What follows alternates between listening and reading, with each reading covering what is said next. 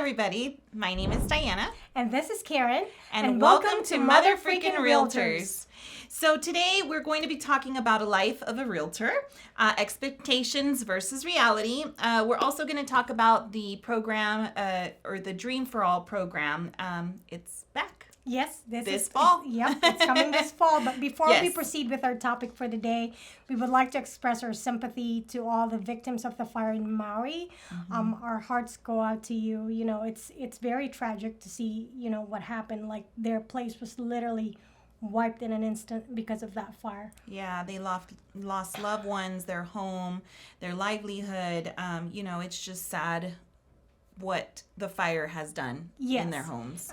In fact, my sister-in-law and her family was just there last June, you know, because they celebrated their son's high school graduation. So that was basically their present to him for his graduation. So every time she watches the news, she cries because she so knew. Unfortunate. Yes, and she said the people there were so warm, you know, and then it's just a beautiful place.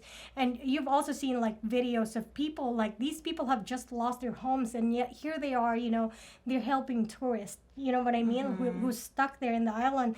They're helping other people despite, you know, that they've lost their home, they've lost their family and all that stuff.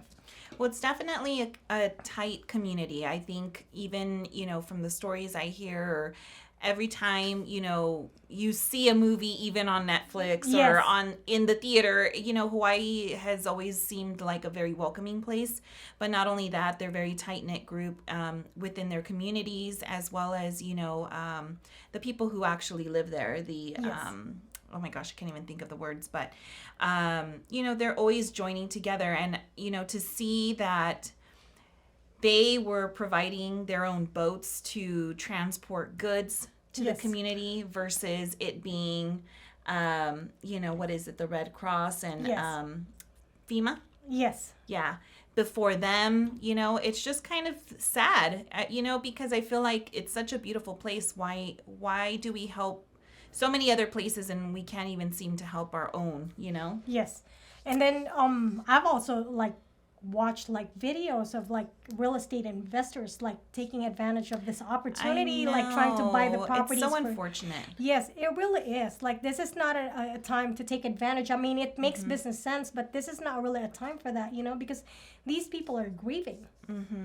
And, you know, a lot of them do say that this is more like a land grab situation. Yes, it is. And, you know, to try to kick out the locals and bring on, you know, the big money spenders and big investments into these areas where, you know, are along the coast. Yes. And I just think it's so unfortunate. Why? I mean, come on. It's like too soon. You know what I mean? And even if somebody wanted to sell in a devastated place like that, I would feel like you would wait for them to reach out to you and not the other way around, because you don't know the lives that were lost there. You know, they're not just grieving for their home, they're grieving for their family, they're grieving for everything. Yeah, like, their livelihood. Yeah, everything is gone, you know, I mean, within a blink of an eye. And unfortunately, you know, what they're so upset about is that there was no warning. And, you know, having all of the sirens in the world, because obviously, you know, there's volcanoes there's, you know, tsunami warnings and all this stuff. And for them not even to warn them about, you know, this fire that just lit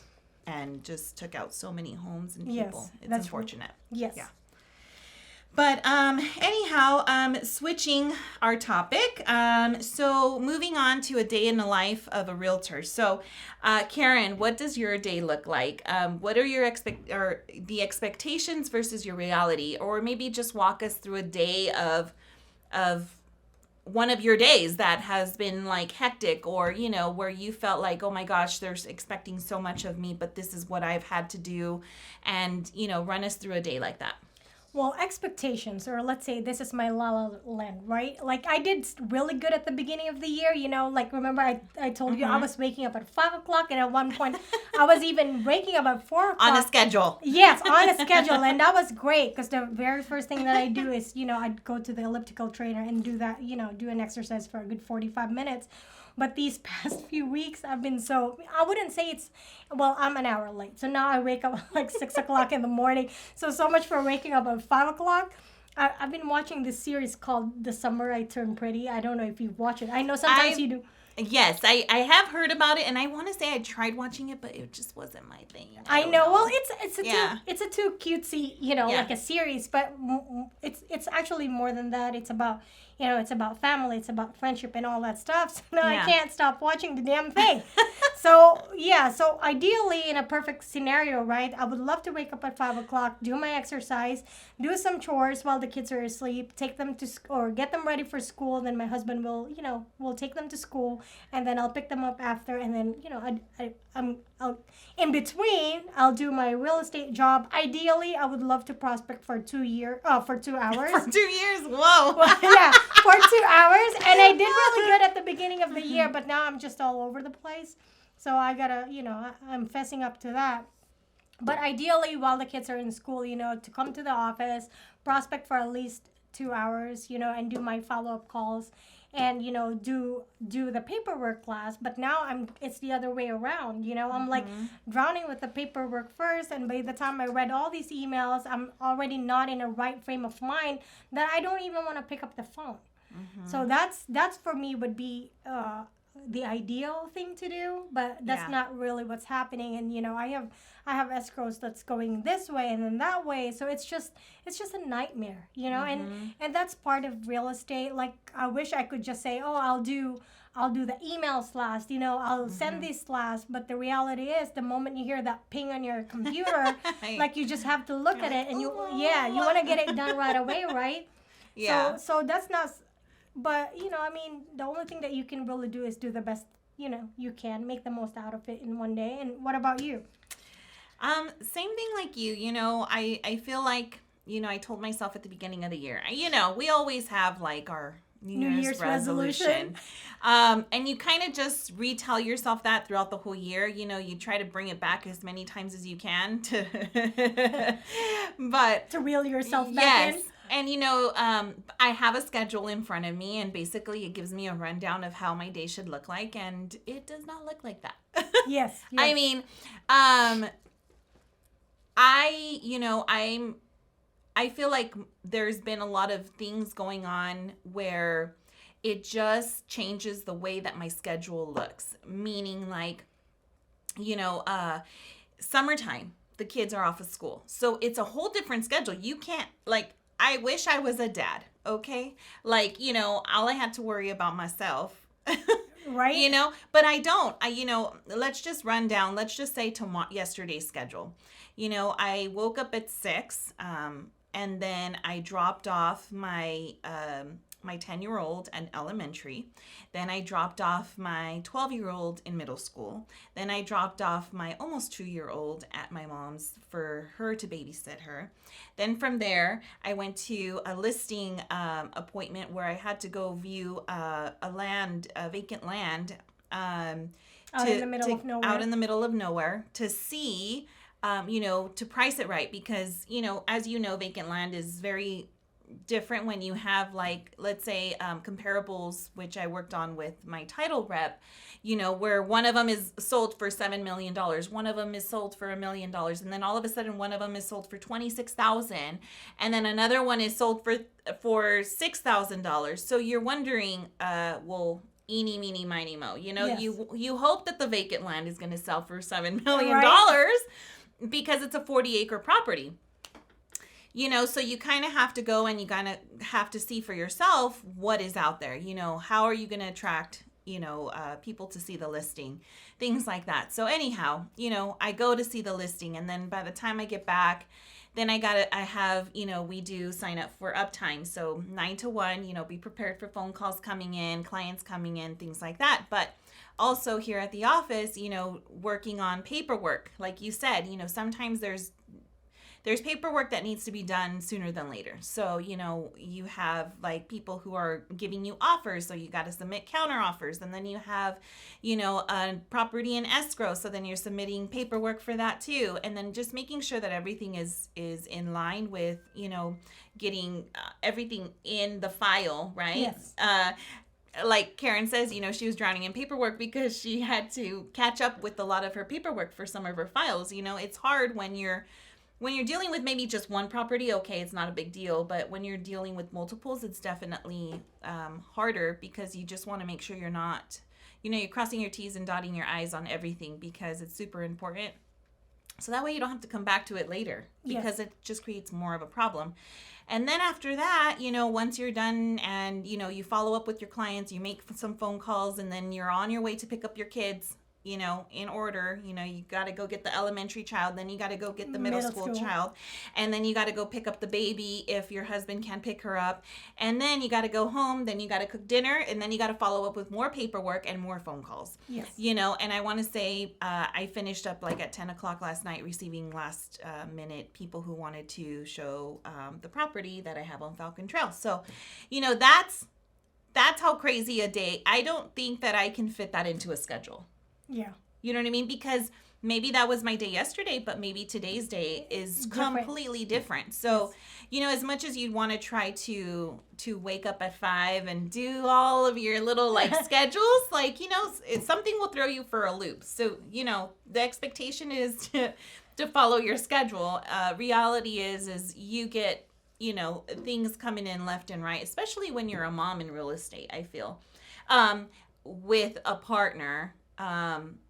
Because I feel like if you're a dad, obviously, if you're single and let's say you do have the kids, I'm sure it's the same way, for any parent that takes on the task of, doing the household plus the job, it's a little difficult, but we do it every day. And, I'm proud to be in real estate and being able to do those things while I'm doing real estate, right? Yes. Because it's definitely different than when I had an 8 to 5 job and I had to be there from 8 to 5, and if I had to go somewhere, I had to ask for permission. If I had to go vacation, I had to ask for permission. So it's kind of nice, it comes with its perks and it comes with its downfalls, but for the most part, it's really, it's a challenge in itself every single day. Yes. Right? I completely agree with you on that one. And then again, the only thing that you can do is make the most out of every day. Just do your best, you know. And if you feel like you slacked today, there's, try again tomorrow. That's the only thing that you can really do. Yep, I agree. So let's talk about the Dream for All program. It's happening again this fall, like we said. And so if you would like to buy a home, but let's say you don't have all the money, this is your chance, especially, in the Los Angeles area, Orange County area. This is for you. Karen. Yes. So this is the shared appreciation program. We talked about this last May. Yes. But even then, when we had that, that episode, by then it was like, bloop, it's over. Yes, it was gone, right? So the first one that the first time they launched it in March, they had like a $300 million budget for that one. And this is a kind of program that if you snooze, you lose. If you really wanted to own a home, but you don't have any down payment, this is the perfect program for you. Because obviously, this has like very high requirements as far as credit score goes, and debt to income ratio. But if you have those boxes checked, I would suggest that you jump on it right away. Get in touch with the lender, and then that way you can get your ducks in a row. So that when they release that fund, then you can apply for it right away. So good news is that the legislator passed, and then Governor Newsom released another $200 million. It's part of the budget for 2023-2024. So if you missed out on the first one, this is your chance. So what are the requirements? So the requirements are going to be, 1, you have to be a first-time home buyer. 2, you have to occupy the property as a primary residence. Non-occupant co-borrowers are not allowed. CalHfra borrowers, oh my gosh, I'm getting tongue-tied. Borrowers, oh my God, must complete 2 levels of home buying education, counseling, and obtain a certificate of completion through an eligible home buyer counseling organization. And then last but not least, you have to meet the CalHfra income limits for this program. And you can get those income limits in each area through calhfra.ca.gov. And they'll have more information there for you. But keep in mind, right? Last time was 300 million. Yes. This time was 200 million. So I know we said this before in our last podcast. if you are interested in this program, you better put in an offer right away. And what I mean by that is if you are on the fence with a house, you better go keep looking, and you better look fast, because not only do you have to put in an offer, there's not very much homes on the market. Yes. So you're very limited. So if your dream is to have a home, don't be picky. That's all I'm going to say. If you can convert that home into your dream home later, put in the offer. Don't be on the fence.